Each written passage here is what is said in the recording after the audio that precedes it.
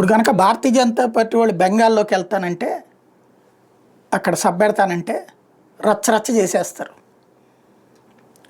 తృణమూల్ కాంగ్రెసే అడ్డం తిరుగుతుంది, ఉద్యమాలు చేపిస్తుంది. ముస్లింలు ర్యాలీలు చేయొచ్చు, హిందువులు ర్యాలీలు చేయకూడదు. రంజాన్ బాగా జరుపుకోవచ్చు, దుర్గాష్టమికి సంబంధించినటువంటిది మాత్రం పర్మిషన్ తీసుకోవాలి. అదొక విచిత్రమైనటువంటి ప్రజాస్వామ్యం మంది. మన దేశంలో కొన్ని ప్రాంతాల్లో అట్ట ఉంటుంది. తమిళనాడులో హిందువుల కార్యక్రమాలకు పర్మిషన్ తీసుకోవాలి, అడ్డు పెడతారు. అదే ముస్లింలు క్రైస్తవుల కార్యక్రమాలకైతే అనుమతిస్తారు. అదో విచిత్ర ప్రజాస్వామ్యం. ఇప్పుడు అమెరికాలో అట్లాగే అధికారంలో ఉన్నటువంటి ట్రంప్ పార్టీ కానీ వాళ్ళ మీటింగులు అడ్డుకుంటామనేటటువంటి నిరసనలు డెమోక్రాట్లు ఆ విధమైనటువంటి అయితే ఎదురు తిరిగి పనులు చేసేటటువంటి వాళ్ళు ఉన్నారు.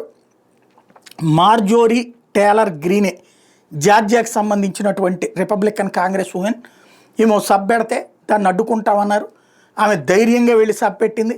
ఆ సందర్భంగా సభలో కావాలని ఏదైతే ట్రంప్ తీసుకుంటున్న చర్యలకు వ్యతిరేకంగా ఓ 2-3 ఆందోళనకు దిగితే నిర్మోహమాటంగా చెవతల పడేశారు.